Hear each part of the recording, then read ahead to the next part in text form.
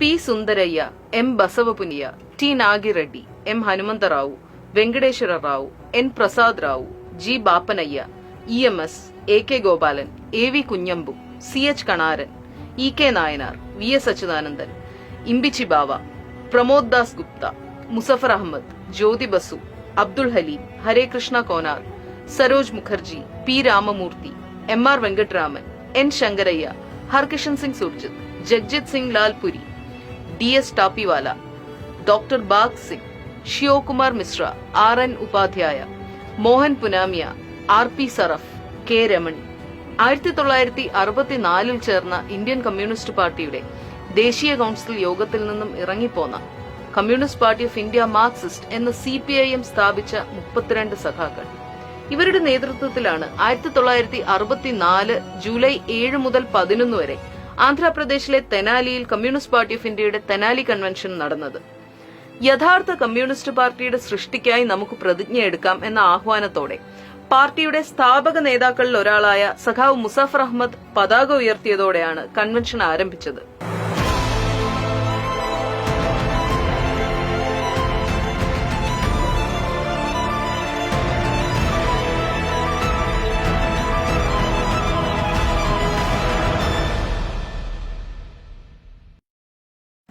ഒരു ലക്ഷം പാർട്ടി അംഗങ്ങളെ പ്രതിനിധീകരിച്ച് രാജ്യത്തിന്റെ വിവിധ ഭാഗങ്ങളിൽ നിന്നായി 146 പ്രതിനിധികൾ പങ്കെടുത്തു. സഖാക്കൾ AK ഗോപാലൻ, ജ്യോതി ബസു, ശിവ് വർമ്മ എന്നിവരടങ്ങുന്ന പ്രസീഡിയത്തെ തിരഞ്ഞെടുത്തു. മുൻ പ്രധാനമന്ത്രി ജവഹർലാൽ നെഹ്റുവിന്റെ നിര്യാണത്തിൽ അനുശോചനം രേഖപ്പെടുത്തി. സഖാവ് പി സുന്ദരയ്യ സ്വാഗതം ആശംസിച്ചു. തുടർന്ന് കൺവെൻഷന്റെ അജണ്ടയും കാര്യപരിപാടികളും നിശ്ചയിച്ചു. ഡാങ്കയുടെ ദേശീയ കൌൺസിലുമായി 32 അംഗങ്ങൾ നടത്തിയ ഐക്യ ചർച്ചയെപ്പറ്റി റിപ്പോർട്ട് ചെയ്തു. ഡാങ്കെ സംഘത്തിന്റെ തിരുത്തൽവാദ രാഷ്ട്രീയ ആശയ നയങ്ങളെ സംബന്ധിച്ചും പാർട്ടിയെ തകർക്കുന്നതിന് ചെയ്തുവരുന്ന പ്രവർത്തനങ്ങളെപ്പറ്റിയും അതത് സംസ്ഥാനങ്ങളിൽ നിലനിൽക്കുന്ന ഉൾപാർട്ടി സാഹചര്യങ്ങളെ സംബന്ധിച്ചും വളരെ വിശദമായ റിപ്പോർട്ട് ഓരോ സംസ്ഥാന കമ്മിറ്റിയും അവതരിപ്പിച്ചു. മിക്ക സംസ്ഥാനങ്ങളിലെയും ബഹുഭൂരിപക്ഷം പാർട്ടി അംഗങ്ങളും ഡാങ്കെ സംഘത്തിന്റെ നിലപാടുകളെ തള്ളിപ്പറഞ്ഞുകൊണ്ട് 32 ദേശീയ കൌൺസിൽ അംഗങ്ങളുടെ 7ാം കോൺഗ്രസ് വിളിച്ചു ചേർക്കാൻ സഹകരിക്കണം എന്ന അഭ്യർത്ഥനയ്ക്ക് മുന്നിൽ അണിനിരന്നതായിട്ടാണ് അന്നത്തെ റിപ്പോർട്ടുകൾ വ്യക്തമാക്കുന്നത്. മഹാരാഷ്ട്ര, ഒറീസ, ബീഹാർ, മധ്യപ്രദേശ്, ഡൽഹി എന്നീ സംസ്ഥാനങ്ങളിൽ ഒഴികെ ഒരിടത്തും ഡാങ്കെ സംഘത്തിന് ഭൂരിപക്ഷം ലഭിച്ചിട്ടില്ല എന്ന് മാത്രമല്ല 60 മുതൽ 70% വരെ അംഗങ്ങൾ അവരുടെ നിലപാടുകളെ തള്ളിപ്പറയുകയും ചെയ്തു. പ്രത്യയശാസ്ത്ര വിഷയങ്ങളിലും മറ്റിടങ്ങളിലെ കമ്മ്യൂണിസ്റ്റ് പാർട്ടികളുമായുള്ള ബന്ധങ്ങളിലും പാർട്ടി പരിപാടിയെക്കുറിച്ചുമൊക്കെ സജീവമായ ചർച്ചകൾ നടന്നു. പ്രത്യയശാസ്ത്ര രാഷ്ട്രീയ വിഷയങ്ങളിൽ തീരുമാനമെടുത്തതിനു ശേഷം കൺവെൻഷൻ പാർട്ടി ഐക്യത്തെ സംബന്ധിച്ചും 7ാം കോൺഗ്രസ് വിളിച്ചു ചേർക്കുന്നതിനെ സംബന്ധിച്ചും ആലോചിച്ചു. 7ാം കോൺഗ്രസ് 1964 ഒക്ടോബർ 24 മുതൽ 31 വരെ കൽക്കത്തയിൽ വിളിച്ചു ചേർക്കുന്നതിന് തീരുമാനിച്ചു.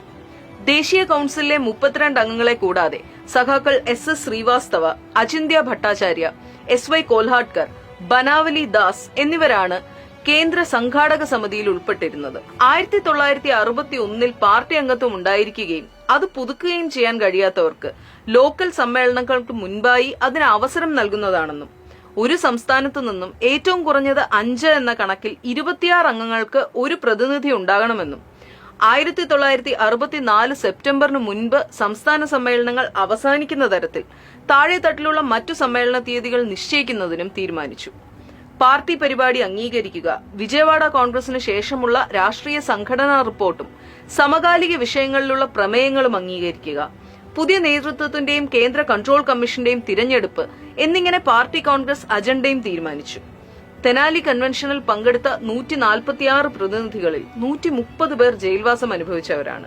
എല്ലാവരുടെയും കൂടി ജയിൽ ജീവിതം കൂട്ടിയാൽ 617 വർഷവും 3 മാസവും. 120 പേർ ഒളിവിൽ കഴിഞ്ഞിട്ടുള്ളവരാണ്. എല്ലാവരുടെയും ഒളിവ് ജീവിതം കൂട്ടിയാൽ അത് 388 വർഷവും 1 മാസവും വരും. കേരളത്തിൽ നിന്നുള്ള സഖാവ് PK ചന്ദ്രാനന്ദനാണ് ഏറ്റവും കൂടുതൽ കാലം 12.5 വർഷം ഒളിവിൽ കഴിഞ്ഞിട്ടുള്ളത്. 1964 ഒക്ടോബർ 31 മുതൽ നവംബർ 7 വരെ കൽക്കട്ടയിലാണ് കമ്മ്യൂണിസ്റ്റ് പാർട്ടി ഓഫ് ഇന്ത്യ മാർക്സിസ്റ്റിന്റെ 7ാം കോൺഗ്രസ് നടന്നത്. പുതിയ പാർട്ടിയായ CPIMന്റെ 1ാം കോൺഗ്രസ് അല്ലേ 64 നടന്നത്, 7ാം കോൺഗ്രസ് അല്ലല്ലോ എന്ന ചോദ്യത്തിന്റെ ഉത്തരം ലെനിനിസ്റ്റ് വീക്ഷണത്തോട് പുലർത്തിയ സമീപനവുമായി ബന്ധപ്പെട്ടാണ് ഇരിക്കുന്നത്. റിവിഷനിസത്തിനെതിരായ പതിറ്റാണ്ടുകൾ നീണ്ട പോരാട്ടത്തിനൊടുവിൽ ഒരു ശരിയായ മാർക്സിസ്റ്റ് ലെനിനിസ്റ്റ് പ്രസ്ഥാനത്തെ വീണ്ടെടുത്ത് മുന്നോട്ടു പോവുകയായിരുന്നു CPIM രൂപീകരണത്തിലൂടെ നടന്നത്. ഇന്ത്യയിലെ പാർലമെന്ററി ജനാധിപത്യം ബൂർഷ്വാസിയുടെ സർവാധിപത്യം തന്നെയാണ്.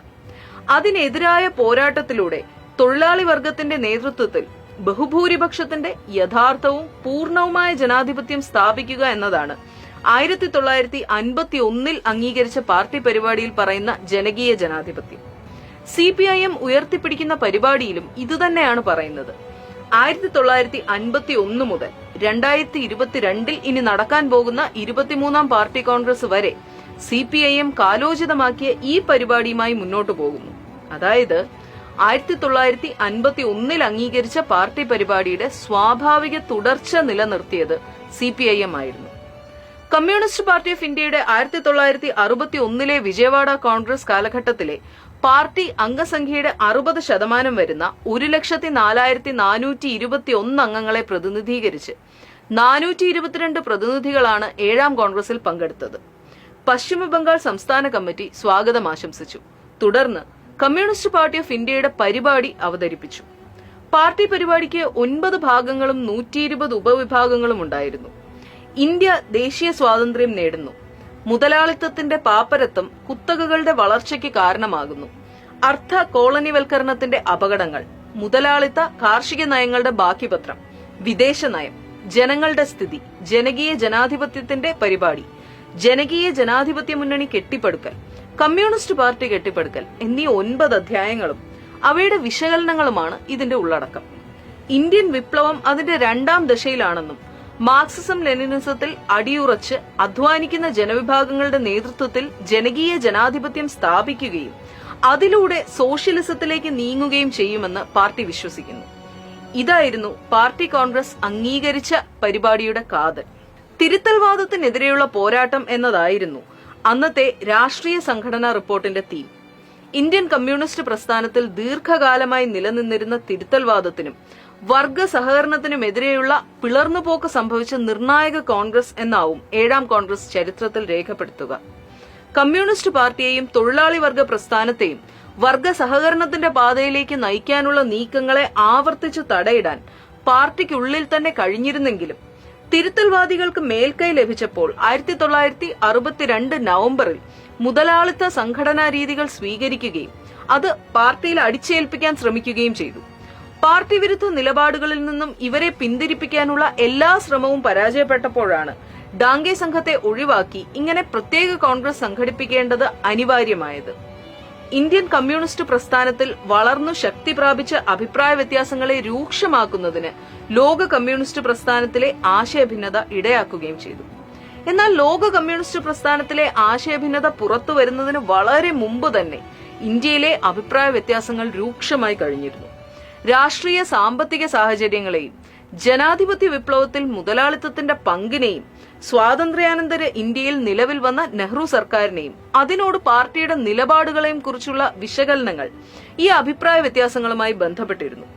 1948-49 മുതലാളിത്തത്തോടുള്ള നിലപാടിനെ സംബന്ധിച്ചുയർന്ന അഭിപ്രായ വ്യത്യാസം 1951 പാർട്ടി പരിപാടി അംഗീകരിച്ചതോടെ പരിഹരിച്ചെങ്കിലും പിന്നീട് 1956 4ാം കോൺഗ്രസോടുകൂടി അത് ശക്തമായി.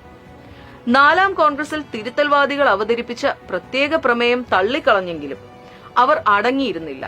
2ാം പൊതുതിരഞ്ഞെടുപ്പ് ഫലങ്ങളും അഭിപ്രായ വ്യത്യാസം വർദ്ധിപ്പിച്ചു. 1958 കൂടിയ 5ാം കോൺഗ്രസിൽ വെച്ച് അഭിപ്രായ വ്യത്യാസങ്ങൾക്ക് താൽക്കാലിക പരിഹാരമായെങ്കിലും ഹംഗറിയിലെ വിപ്ലവ വിരുദ്ധ ശക്തികൾ അമേരിക്കൻ സാമ്രാജ്യത്വത്തിന്റെ സഹായത്തോടെ അവിടുത്തെ സോഷ്യലിസ്റ്റ് ഭരണകൂടത്തെ തകർത്ത് മുതലാളിത്ത പുനഃസ്ഥാപനത്തിനു വേണ്ടി നടത്തിയ സമരത്തിന്റെ വിലയിരുത്തൽ പിന്നെയും അഭിപ്രായ വ്യത്യാസം രൂക്ഷമാക്കി. ഹംഗേറിയൻ ജനതയുടെ ദേശീയ ഉയർത്തെഴുന്നേൽപ്പ് എന്ന നെഹ്റുവിന്റെ വിലയിരുത്തൽ ഏറ്റുപാടുകയാണ് എസ്.എ. ഡാംഗെയും കൂട്ടരും ചെയ്തത്. ഇക്കാര്യത്തിൽ തിരുത്തൽവാദ സംഘത്തിലെ ഒരംഗമായ സഖാവ് സി അച്യുതമേനോൻ നിരാശപ്പെട്ട് പാർട്ടി അംഗത്വം പോലും രാജിവെക്കുകയുണ്ടായി. പൊതു തിരഞ്ഞെടുപ്പ് വിലയിരുത്തൽ, സംഘടനാ സമിതി, ദേശീയ കൌൺസിലിന്റെ വിധി നിർണായക യോഗം, അന്തർദേശീയ പശ്ചാത്തലം, തകർച്ചയുടെ തുടക്കം, വലതുപക്ഷ മേധാവിത്വമുള്ള ദേശീയ കൌൺസിലിന്റെ സംഘടനാ നയം, പാർട്ടി ഐക്യം പുനഃസ്ഥാപിക്കുന്നതിനുള്ള നമ്മുടെ പാർട്ടിയുടെ പരിശ്രമങ്ങൾ, ഡാംഗെയുടെ കത്തുകൾ, വിദേശ സ്രോതസ്സുകളുടെ പ്രതിസന്ധി, പദ്ധതിയുടെ പ്രതിസന്ധി എന്നീ വിഷയങ്ങളാണ് തുടർന്ന് ചർച്ച ചെയ്തിട്ടുള്ളത്. വർത്തമാനകാല സാഹചര്യങ്ങളിൽ പാർട്ടിയുടെ കർത്തവ്യങ്ങളെപ്പറ്റിയായിരുന്നു യഥാർത്ഥത്തിൽ 7ാം കോൺഗ്രസിന്റെ രാഷ്ട്രീയ പ്രമേയം. രാജ്യത്ത് നിലനിൽക്കുന്ന രാഷ്ട്രീയ സാമ്പത്തിക സ്ഥിതി ഇവിടെ വിശകലനം ചെയ്തിരിക്കുന്നു.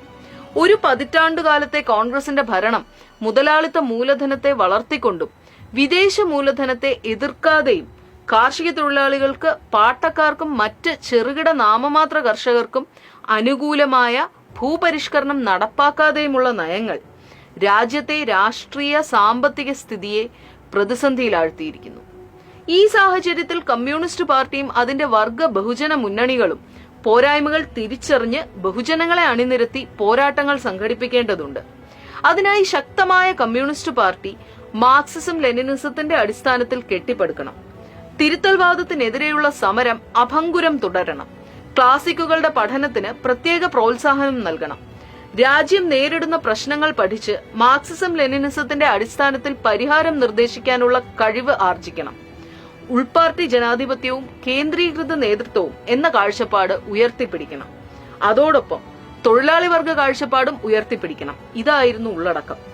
1951 അംഗീകരിച്ച പാർട്ടി പരിപാടിയുടെ നയരേഖ ചില ഭേദഗതികളോടെ 7ാം കോൺഗ്രസ് അംഗീകരിക്കുകയുണ്ടായി. അതിന്റെ ഉള്ളടക്കം ഇപ്രകാരമായിരുന്നു: രാജ്യത്തെ ജനങ്ങളുടെ ഭൂമി, ഭക്ഷണം, തൊഴിൽ ഉൾപ്പെടെയുള്ള ഒരു പ്രശ്നവും പരിഹരിക്കാൻ ഈ സർക്കാരിനു കഴിയുകയില്ലെന്ന് കഴിഞ്ഞ കാലത്തെ അനുഭവം നമ്മെ പഠിപ്പിക്കുന്നു.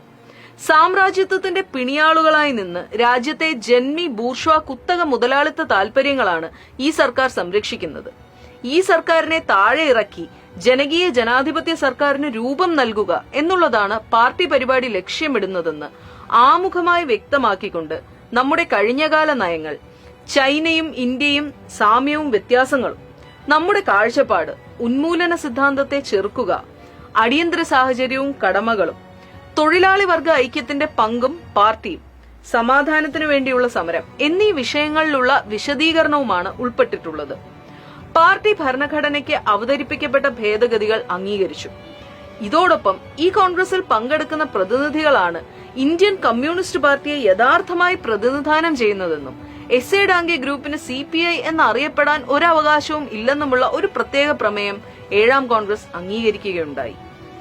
ധീര രക്തസാക്ഷികളെ അനുസ്മരിച്ചുകൊണ്ടുള്ള രക്തസാക്ഷി പ്രമേയവും സഖാവ് അജയ് ഘോഷിന്റെ നിര്യാണത്തിലും മറ്റു പാർട്ടി നേതാക്കളുടെ നിര്യാണത്തിലും ഡോക്ടർ രാജേന്ദ്ര പ്രസാദ്, പണ്ഡിറ്റ് ജവഹർലാൽ നെഹ്റു എന്നിവരുടെ നിര്യാണത്തിലും അനുശോചനം രേഖപ്പെടുത്തുന്ന പ്രമേയങ്ങളും അംഗീകരിച്ചു.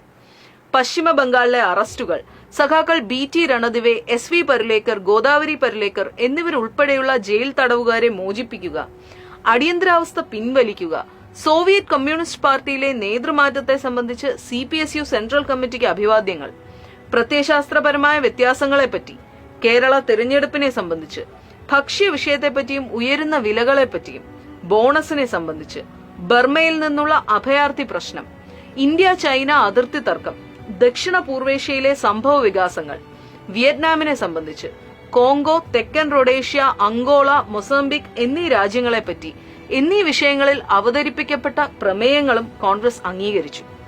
സഖാക്കൾ MA റസൂൽ, സത്വന്ത് സിംഗ്, A നല്ലശിവം എന്നിവരടങ്ങുന്ന ക്രെഡൻഷ്യൽ കമ്മിറ്റിയാണ് റിപ്പോർട്ട് തയ്യാറാക്കിയത്. 447 പ്രതിനിധികളും 63 നിരീക്ഷകരുമാണ് പങ്കെടുക്കേണ്ടിയിരുന്നത്. 422 പ്രതിനിധികളും 63 നിരീക്ഷകരും ഉൾപ്പെടെ 485 പേർ പങ്കെടുത്തു. ഉത്തർപ്രദേശിൽ നിന്നുമുള്ള സഖാവ് SN തിവാരി 71 വയസ്സ് ആയിരുന്നു ഏറ്റവും മുതിർന്ന പ്രതിനിധി. ഏറ്റവും പ്രായം കുറഞ്ഞ പ്രതിനിധി 25-കാരനായ സഖാവ് ഗോപാലകൃഷ്ണയും.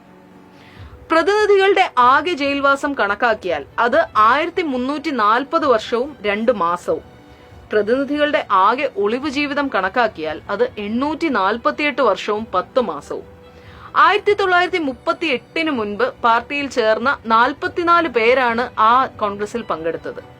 തൊഴിലാളി വർഗം 62, പാവപ്പെട്ട കർഷകർ 44, ഇടത്തരം കർഷകർ 106, സമ്പന്ന കർഷകർ 30, ഭൂപ്രഭുക്കൾ 122, കർഷക തൊഴിലാളികൾ 16, മധ്യവർഗം 204 എന്നിങ്ങനെയാണ് പ്രതിനിധികളുടെ വർഗഘടന. പ്രതിനിധികളിൽ 2 പേർ പ്രാഥമിക വിദ്യാഭ്യാസം പോലും ലഭിക്കാത്തവരും 63 പേർ പ്രൈമറി തലം വരെയുള്ളവരും 130 പേർ 7ാം ക്ലാസ് വരെ വിദ്യാഭ്യാസം നേടിയവരും 130 പേർ മെട്രിക്കുലേറ്റും 57 പേർ ഇന്റർമീഡിയറ്റും 100 പേർ ബിരുദ വിദ്യാഭ്യാസവും നേടിയവരുമായിരുന്നു. 9 MP-മാരും 32 MLA MLC-മാരും 23 മുനിസിപ്പൽ കൌൺസിലർമാരും 33 പഞ്ചായത്ത് സർപഞ്ചുമാരും 10 ജില്ലാ പരിഷത്ത് അംഗങ്ങളും 18 സമിതി അംഗങ്ങളും 25 പഞ്ചായത്ത് സമിതി അംഗങ്ങളും 63 സഹകരണ സംഘം പ്രസിഡന്റ് അംഗങ്ങളും പ്രതിനിധികളിൽ ഉൾപ്പെട്ടിരുന്നു. 1964 നവംബർ 8-ന് കൂടിയ കേന്ദ്ര കമ്മിറ്റി പി സുന്ദരയ്യ ജനറൽ സെക്രട്ടറിയായി 8 അംഗ പോളിറ്റ് ബ്യൂറോയെയും തെരഞ്ഞെടുത്തു.